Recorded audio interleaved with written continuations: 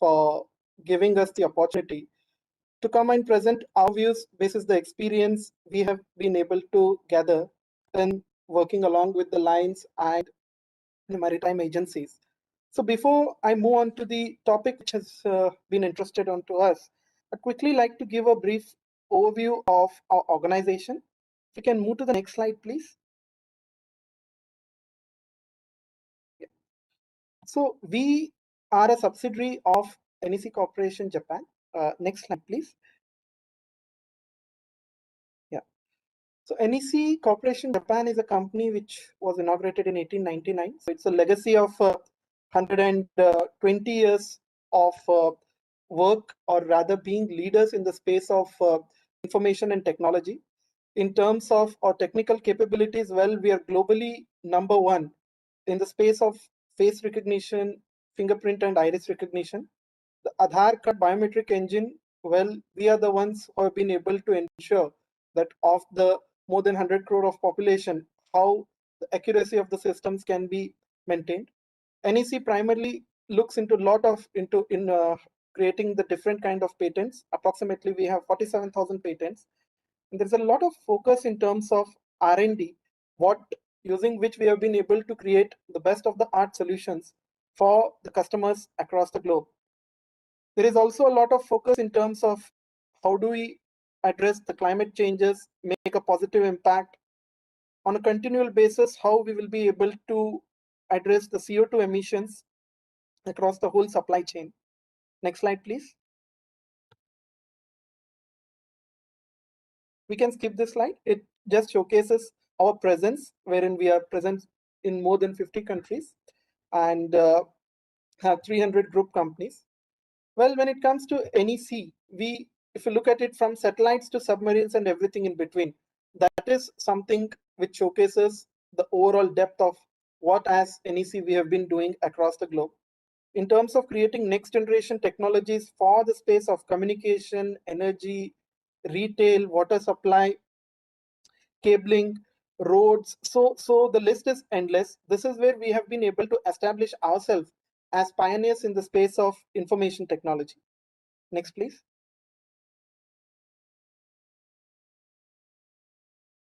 Well, talking about NEC Corporation India, well, we are present with over 70 years of business experience in India. Currently, our strength is more than 6,000 employees with the partner companies of Netcracker, Rave Technologies, and Nitio. We're a CMM level 5 company, and with the kind of quality basis, the kind of parent organization where we belong to, there is always a strong emphasis on Kaizen, or a continuous improvement, which we always focus upon. In terms of the different businesses, what we are catering in India, it's primarily across the enterprise sectors in the space of manufacturing, retail, finance, healthcare, public safety, logistics and transportation. And also some of our key technology offerings have been in the space of IoT, AI, big data, ERP, and automations. I'll touch base some of these technologies as and when I go through the next course of our presentation.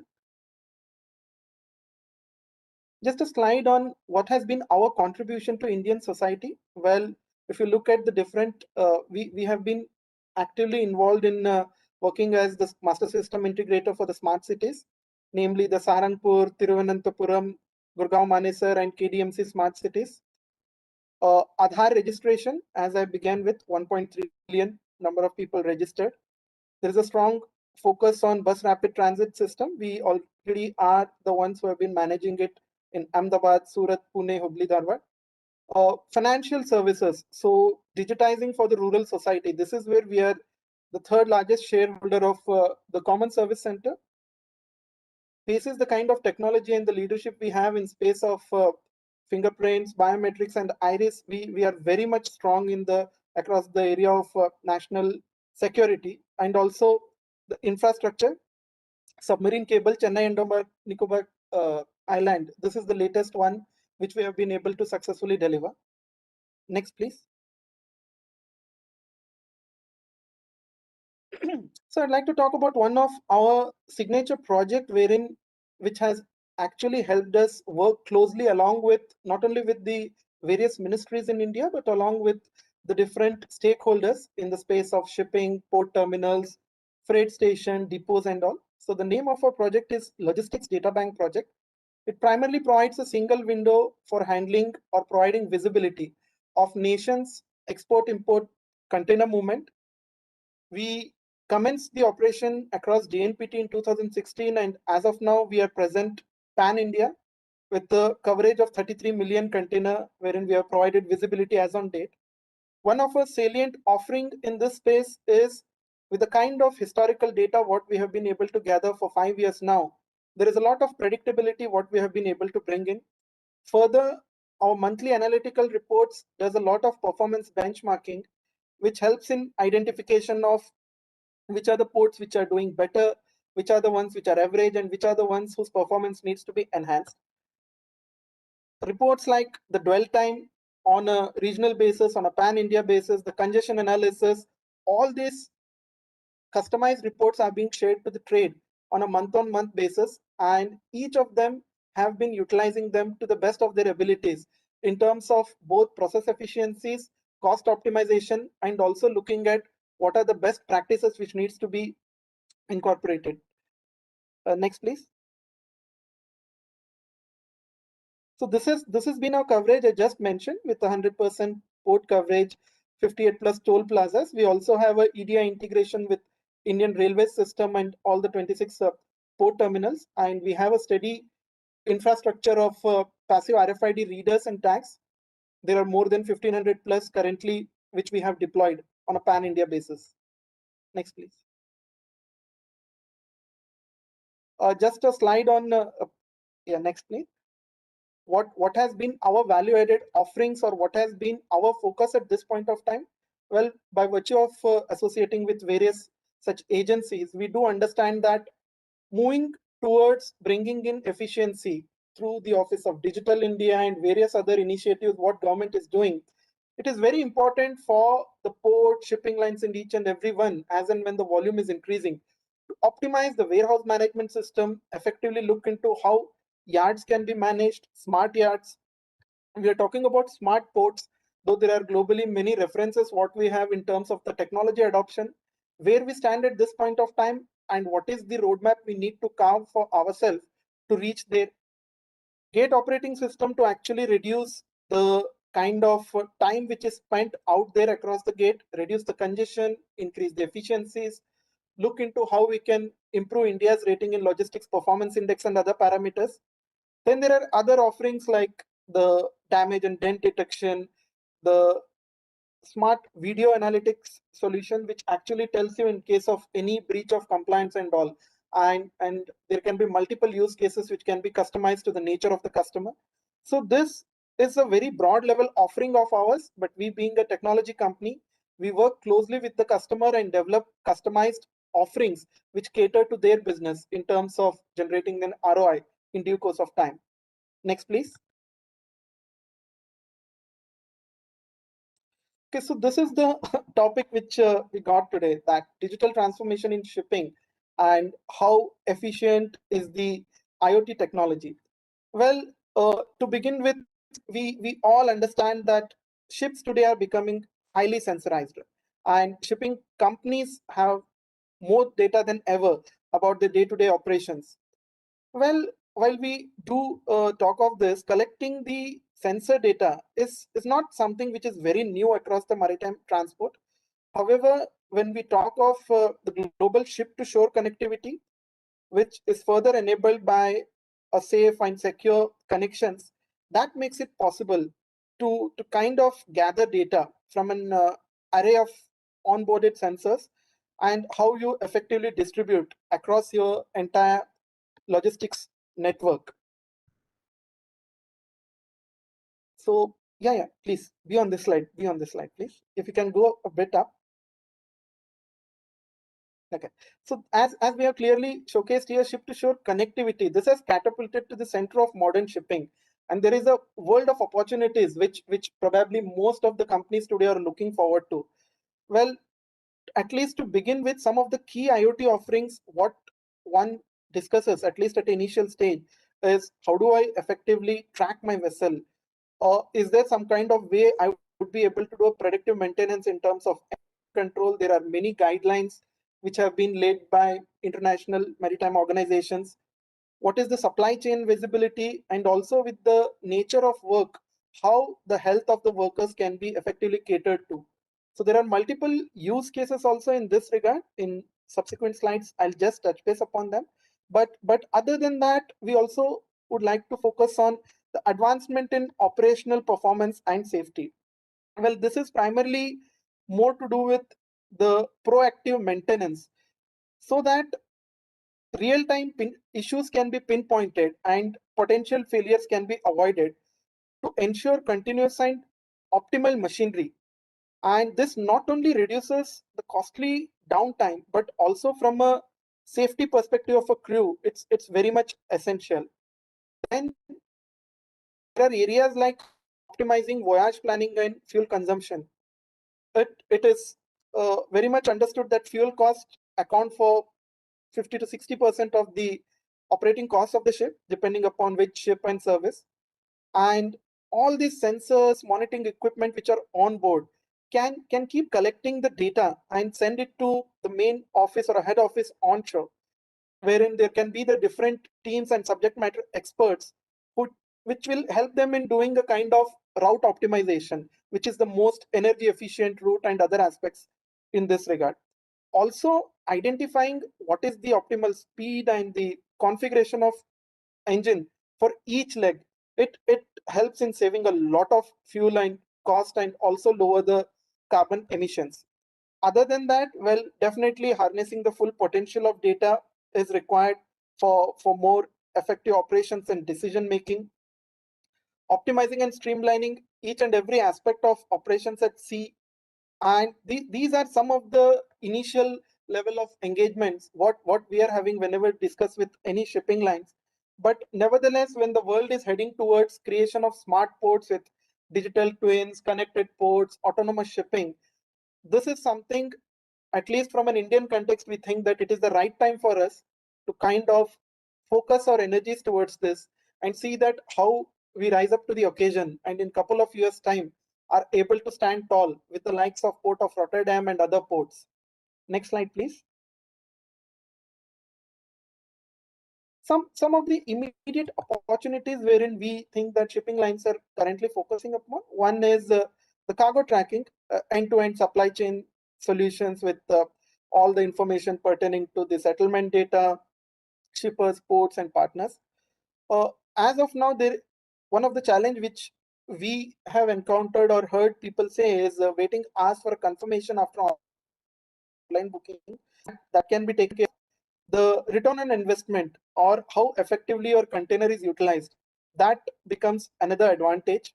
Also, there are certain areas like automatic settlement, wherein based on IoT triggers, for example, a cargo has been delivered to a client with no damage, with the sensor alerts using like water, humidity, and all. So there is no manual intervention, and also the systems can keep continuously learning and enhancing their performance, say from 85 to 95 to 99.9. So that's how all these systems are evolving. Then there is a talk of the transformation of trade insurance as a whole. So insurance triggering agents can be pinpointed, like for example, when if there is an iPhone shipment, did it get wet at the originating port, at the sea, or loaded onto the truck, or final delivery. So having a clear onus on ownership and accountability is something which will be very useful to the stakeholders. Finally, the smart ports, we spoke a bit about it, that especially Rotterdam port, since it's a model port for smart ports, they intend to have host connected ships by 2025. And there is a lot of focus on data at this point of time. And there is also a lot of strong emphasis that even if the shipping companies and ports, they save 1 hour in berthing time, it translates to 80,000 USD in savings for ship operators, and enables the port to dock more ships each day. So that's how the technology will kind of empower all these different businesses. Next, please. Okay, so there are multiple companies today working or trying to leverage upon the need of the hour, and they have been able to address some of the at least initial challenges which the lines are facing. Like for example, there are organizations which are monitoring uh, to improve emission monitoring. There are gas analytic tools wherein which can actually smell if the ship's engine is not operating correctly. So this gives a lot of early information to the engineers towards malfunctioning equipment, and also enables them to carry out maintenance and repair work. So a lot of disasters can also be averted. A lot of cost saving can be done. Then there are multiple kind of other sensors with respect to vibration, sound, and temperature. And these kind of data, whenever it is being fed into continuous diagnostic platform, which also couples with the usage of machine learning, this translates raw data into actionable insights, and also real-time alerts and reports can be provided. Also, as we earlier discussed, working at sea for long periods can definitely be detrimental to health of the people on board. A combination of long working hours, you have not that good diet, lack of exercise. So there are major health challenges which people face. So there are companies who have come up with wearable device which actually monitor the vital parameters, and in case of any kind of deviation or any alerts, it can actually be detected much early. Also, there can be customized diet and other plans which can be kind of provided to these people who are on board. Next slide, please. Okay, so before we move on to the conclusion, there are when we discuss with shipping line, apparently there are two ways how companies are looking at it. Either there is a return on investment, which definitely will be something they will be looking forward to, but at this point of time, it is more towards regulatory compliance, what it is required for. But eventually, I think the full term and long term benefits can only be realized once you go through the initial phase of implementation, and then kind of working coordination with your handshaking points as well. Because we do understand that in a country like India, it's not just you who have to scale up, digitize, automate, and adopt the best of practices. It's also your immediate and the next level of vendors, partners, and other ecosystem who together compounded can help, or rather result in yielding much better results. Well, there are many focus from the IMO in terms of the sulfur content of emissions and all. And also there is a plan by IMO that how by 2050 they can have the greenhouse gas emissions.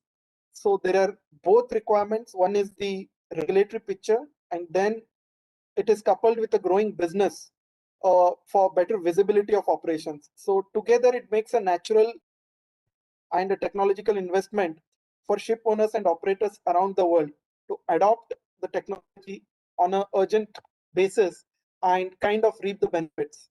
So I tried to cover it much earlier than the allotted time. And in case if there are any queries, I'll be happy to address.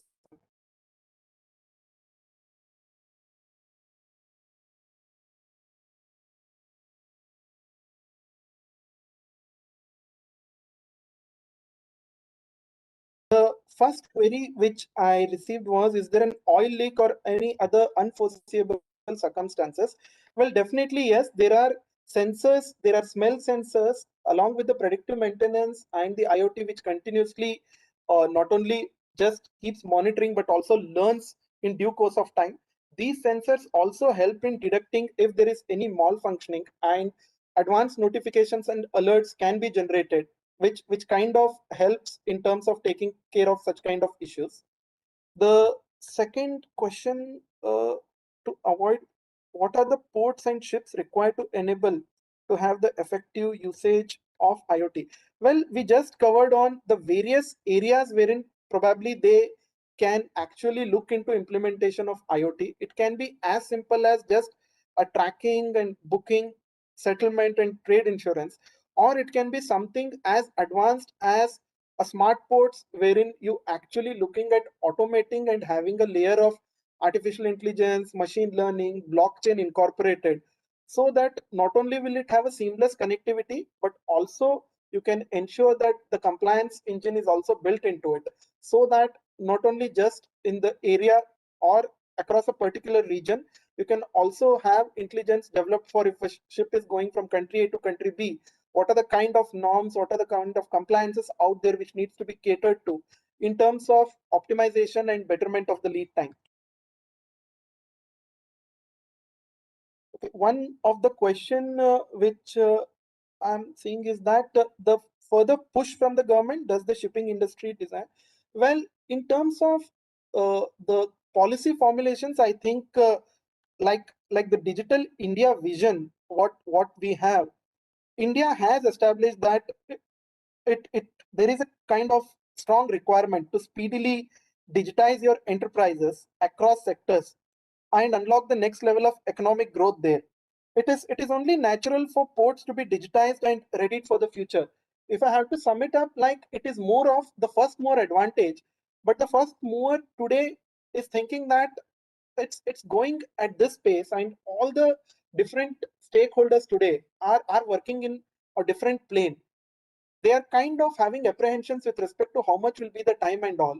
So companies like us are currently collaborating with the agencies in the government, as well as working with some ports and shipping lines in terms of seeing that is there a kind of model port we'll come up with and showcase the benefits it can be offered to India as a whole. And then once you have a successful case study, probably that gives a lot of confidence to other players to kind of come in and adopt these best practices. Because right now it is always about what is the cost involved and when will be the break-even point for me to kind of achieve the benefits.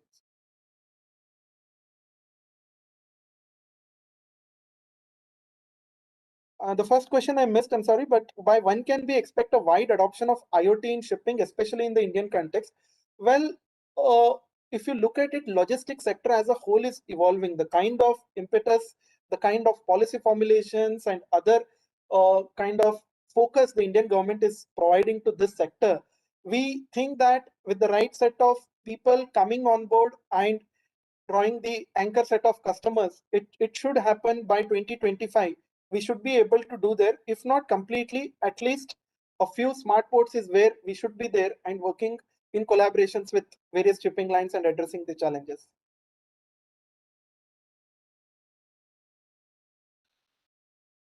I think I have addressed all the questions, albeit at a very faster pace. In case if required, kindly write to us. We will send in we'll send in the detailed response for each and every of your queries. In the interest of time, probably it doesn't give me enough to kind of address it line by line. If there are any questions, then fine. Else, I'd like to thank you all for hearing me out. And in case if there are any further questions, please share it with us. Thank you. Thank you, everyone. Thanks for your time. Thank you so much, sir, for such an engaging presentation. And a special thanks to you for being here and making this possible today. And another thank you goes out to all our attendees who are here today with us. And thank you so much, everyone. We'll be back in a few minutes with the next session, and please stay tuned. Thank you. Thank you.